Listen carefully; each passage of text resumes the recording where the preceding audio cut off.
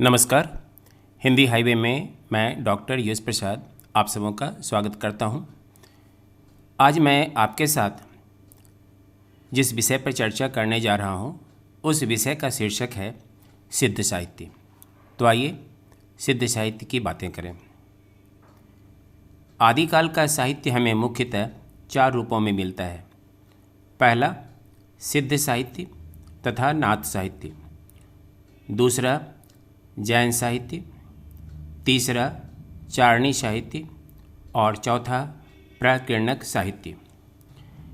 यहाँ मैं मुख्य रूप से सिद्ध साहित्य की बातें करने जा रहा हूँ। सिद्ध संस्कृत का शब्द है जिसका शाब्दिक अर्थ होता है जिसने सिद्धि प्राप्त कर ली हो। सिद्धि का अर्थ महान शारीरिक तथा आध्यात्मिक उपलब्धियों से है या फिर ज्ञान प्राप्ति से है। सिद्ध शब्द का प्रयोग उन आत्माओं के लिए भी किया जाता है जो सांसारिक चक्र से मुक्त हो गई हो।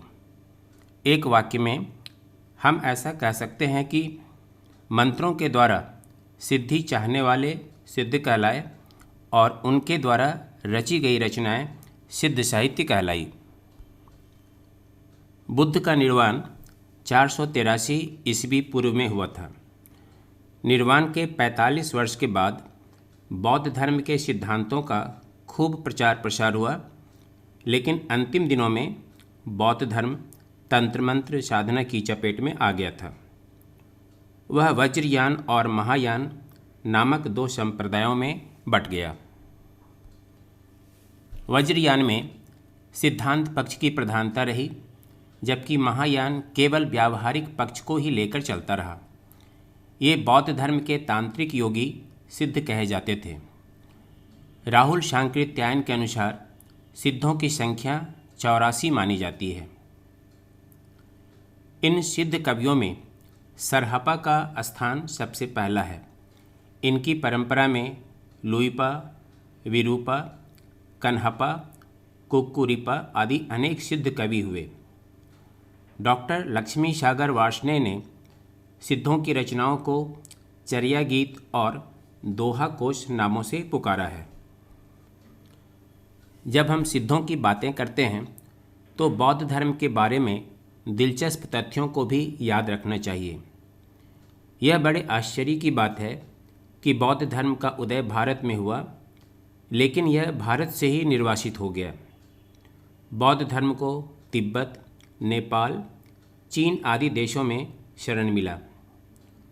जो धर्म वैदिक धर्म की कर्मकांड की उलझनों के विरोध में उठा था, वही आगे चलकर समाधि, तंत्र मंत्र, डाकिनी शाकिनी, भैरवी चक्र, मध्य मैथुन में उलझकर रह गया और सदाचार से हाथ धो बैठा। जिस धर्म ने ईश्वर का अस्तित्व तक स्वीकार नहीं किया था, आगे चलकर उसी बौद्ध धर्म में बुद्ध की पूजा भगवान के रूप में होने लगी। अब इसमें त्याग और संयम का स्थान भोग और सुख ने ले लिया। संभवतः इसका कारण यह रहा होगा कि सिद्ध प्रायः अशिक्षित और हीन जाति से संबंध रखते थे। उनकी साधना के साधन भी कापाली, डोम्बी आदि नायिकाएं भी निम्न जाति की थी, क्योंकि उनके लिए ये ही सुलभ थी। उच्च वर्ण की स्त्रियां इनके लिए सुलभ नहीं थी, क्योंकि ये स्वयं उच्च वर्ण के नहीं थे। इनकी रचनाओं में अधकचरे दार्शनिक होने का आभास भले ही मिल जाए, लेकिन असल में वे ना तो दार्शनिक थे और ना ही दर्शन की कोई ऊंची वस्तु देना उनका उद्देश्य था। उन्होंने धर्म और आध्यात्म की आड़ में नारी का खूब उपभोग किया। सिद्धों की भाषा संध्या भाषा के नाम से जानी जाती है। यहाँ पे थोड़ा मैं रुककर आपको संध्या भाषा के बारे में बता दूँ। जैसे संध्या काल में झुटपुटा होता है, चीज़ें स्पष्ट दिखाई नहीं पड़ती है, ठीक वैसे ही इन सिद्धों की भाषा भी, इनका उद्देश्य भी स्पष्ट नहीं है। इसलिए इनकी रचनाओं को, इनकी भाषा को संध्या भाषा के नाम से जाना जाता है। डॉक्टर वार्ष्णेय के अनुसार उन्होंने ऐसी भाषा का प्रयोग किया जिसके सांकेतिक अर्थ निकलते हैं। महामहोपाध्याय हरप्रसाद शास्त्री के अनुसार संध्या भाषा का अर्थ ऐसी भाषा से है जो कुछ समझ में आए, कुछ न आए, कुछ स्पष्ट, कुछ अस्पष्ट, किंतु ज्ञान के प्रकाश में सब स्पष्ट हो जाए। मैं जिस सिद्ध साहित्य की बातें कर रहा हूँ उसकी कुछ प्रवृत्तियों को भी रेखांकित किया जा सकता है, जो इस प्रकार है। पहली प्रवृत्ति है, साधना पक्ष में गुरु को अत्यधिक महत्व दिया गया है। दूसरी प्रवृत्ति है, तांत्रिक साधना में जाति पाति और वर्ण भेद की निंदा की गई है। तीसरी प्रवृत्ति है, वैदिक देवताओं के प्रति अनास्था प्रकट की गई है। चौथी प्रवृत्ति है, ब्राह्मणवाद की घोर आलोचना की गई है। और पांचवी प्रवृत्ति है, तांत्रिक साधना में मरने के बाद मोक्ष या निर्वाण प्राप्ति की अपेक्षा जीवित रहते ही सिद्धियों को पा लेना श्रेष्ठ बताया गया है। भले ही आलोचकों को इन सिद्धों में लाख बुराइयां दिखती हों, लेकिन इनका अपना एक महत्व है। जो जनता नरेशों की स्वेच्छाचारिता, पराजय या पतन से त्रस्त होकर निराशावाद के गर्त में गिरी हुई थी, उसके लिए इन सिद्धों की वाणी ने संजीवनी का काम किया। निराशावाद के भीतर से आशावाद का संदेश देना और संसार की नश्वरता का इंद्रधनुषी चित्र खींचना इन सिद्धों की कविताओं का मुख्य गुण था। इन पंक्तियों को हम उदाहरण के तौर पर देख सकते हैं। जिम लोन विली जयी पनि ही तिमथारणी लई चित्त समरस जाई तखने जयी पुनु ते सम नित्य।